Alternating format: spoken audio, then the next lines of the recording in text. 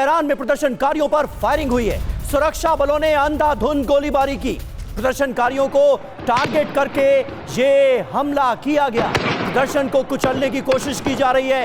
अब पूरी ताकत के साथ गोलीबारी से तेहरान में अफरा तफरी मच गई। जगह जगह हिंसा हो रही है। अराजकता का दौर देखने को मिल रहा है और इस विरोध प्रदर्शन पर काबू पाना सिक्योरिटी फोर्सेस के लिए एक बहुत बड़ी चुनौती है। ताजा खबर ये आ रही है कि फायरिंग की गई है प्रदर्शनकारियों। और उत्तरी ईरान में भी जोरदार प्रदर्शन हो रहा है। हजारों की संख्या में सड़कों पर प्रदर्शनकारी हैं। प्रदर्शनकारियों ने आगजनी की है और शाहसवार शहर में भारी प्रदर्शन की तस्वीरें भी सामने आई है। ये देखिए,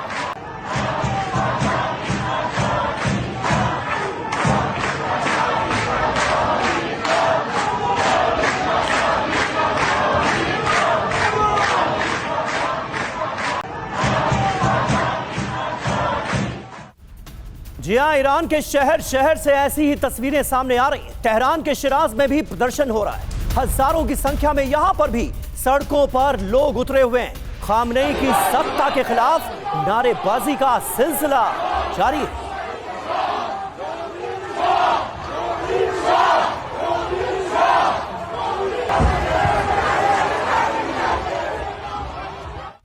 और तेहरान में उग्र प्रदर्शनकारी हो गए हैं। जी हां, पुलिस के खिलाफ भारी नाराजगी देखने को मिल रही है। पुलिस की गाड़ी में तोड़फोड़ की गई है। प्रदर्शनकारियों पर फायरिंग से ये आक्रोश है।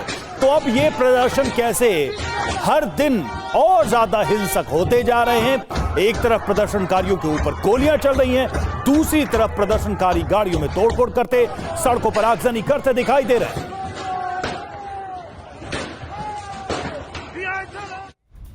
और राजधानी तेहरान में पुलिस की फायरिंग की खबर आ रही है। प्रदर्शनकारियों पर गोलीबारी की गई है। ऑटोमेटिक राइफलों से फायरिंग की खबर सामने आ रही है। कई प्रदर्शनकारियों की मौत हो गई है इस फायरिंग में, ये दावा किया जा रहा है। तस्वीरें कुछ सामने आई हैं, वो आपको दिखा रहे हैं।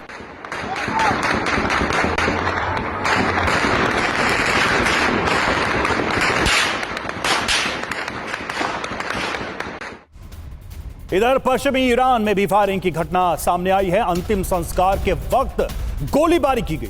IRGC के जवानों ने गोलीबारी की है। यह फायरिंग उस वक्त हुई जब 16 साल के लड़के के अंतिम संस्कार में जमा हुए थे लोग और उसी दौरान यह फायरिंग की घटना हुई।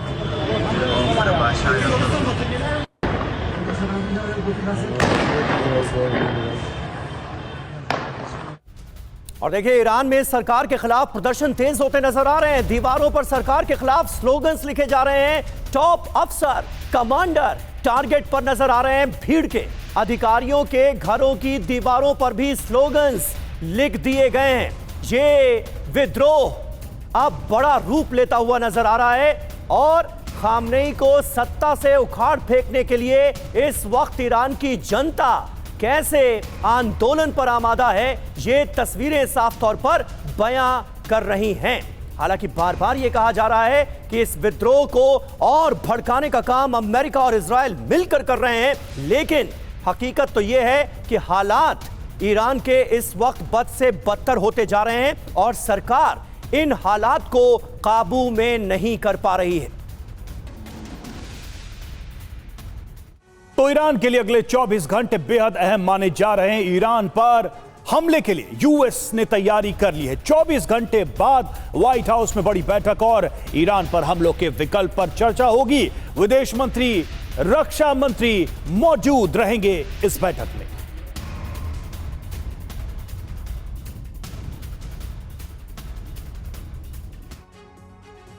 यह है ट्रंप का ऑपरेशन तेहरान। 24 घंटे बाद क्या विनाश होने वाला है? बड़ी खबर, हमले को लेकर ट्रंप का फाइनल फैसला। 24 घंटे बाद ईरान पर हमले की आशंका है।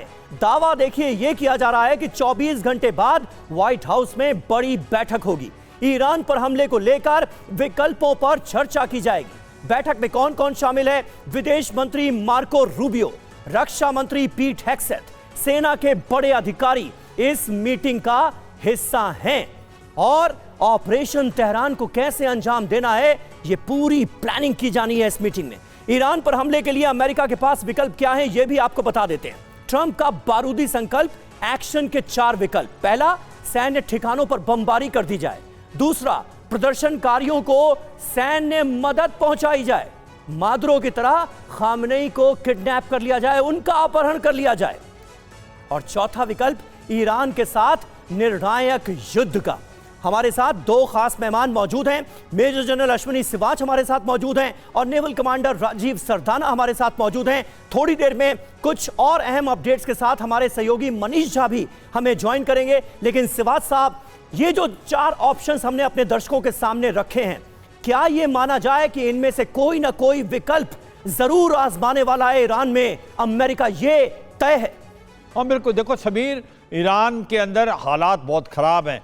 पूरे 31 प्रोविंस में आग लगी है और लोग सड़कों पर खड़े हुए हैं। आज वो ये नहीं चाहते कि इकोनॉमिक रिफॉर्म्स हों, आज वो चाहते हैं कि किसी प्रकार से अयातुल्लाह अल खमानी की रजीम चेंज हो, क्योंकि लोगों को लगता है कि काफ़ी ये जो लास्ट 25 सालों में जिस प्रकार से इकॉनमी की कंडीशन बहुत ख़राब हो गई, अनएम्प्लॉयमेंट, इन्फ्लेशन, करप्शन बहुत ज़्यादा ख़राब है, क्या ये गवर्नमेंट अंदर से गिर सकती है? इसके चांसेस थोड़े कम हैं, क्योंकि जब तक IRGC और मिलिट्री अयातुल्लाह अल खमैनी के साथ हैं तो फिर इसका ये ज़्यादा देर तक ये चलेगा नहीं, जैसे 2009 और 2022 में। और ऐसा लगता है IRGC जो इन्वॉल्व है बिजनेस के अंदर 50 से 60% जो ईरान का है, अभी तक ऐसे कोई लक्षण नहीं रहे। अब अमेरिका और इजराइल के पास क्या ऑप्शन है? देखो, ये सच्चाई है कि अगर इजराइल और अमेरिका डायरेक्ट अटैक करते हैं ईरान पे, तो फिर ईरान फिर इकट्ठा हो जाएगा, फिर वो Iran versus America, Iran versus Israel हो जाएगा।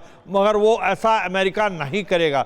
अमेरिका कुछ ऐसा करेगा कि सैन्य मदद भी जाए, जो प्रोटेस्टर्स को उनका हौसला भी बुलंद रहे कि अमेरिका उनके साथ खड़ा है। एक प्रेशर भी डाला जाए अयातुल्लाह अल खमैनी पे कि वो देश को छोड़ के भाग जाएं। तो मुझे लगता है प्रेशर टैक्टिक ज़्यादा है, ना कि एक्चुअल अटैक। एक्चुअल अटैक में ईरान को फायदा होगा और मुझे लगता है ईरान इसको बचने के लिए प्रीएम्प्टिव भी हमला कर सकता है, जिससे लड़ाई का माहौल हो। अगर लड़ाई होती है ऑल आउट तो ईरान को फायदा, क्योंकि ईरान की फिर पब्लिक है वो प्रीएम्प्टिव हमला कहां कर सकता है इजराइल में, आप ये कह रहे हैं? हाँ बिल्कुल, देखो मैं ये कहूंगा कि इजराइल और अमेरिका एक फुल अटैक ईरान पे नहीं करेंगे। अगर वो अटैक करते हैं तो फिर ईरान के अंदर इकट्ठे हो जाएंगे लोग, वो अटैक हो जाएगा ईरान वर्सेस अमेरिका। अमेरिका क्या करेगा? बिल्कुल सर, और पिछली बार जब इजराइल ने किया था हमला, अमेरिका ने ऑपरेशन किया था उनके न्यूक्लियर फैसिलिटी पर, तो कुछ ऐसी ही चीज देखने को मिली। खामनेई के समर्थन में लोग सड़कों पर आए, और जो प्रीएम्प्टिव अटैक की आप बात कर रहे हैं, शायद अमेरिका के बेसिस को भी टारगेट करे ईरान ऐसे हमलों में। और हमारे साथ हमारे सहयोगी मनीष भी जुड़ चुके हैं, हम थोड़ी देर में उनके पास भी चलेंगे, इस सिचुएशन को हम समझने की कोशिश करेंगे, उनके नजरिए से भी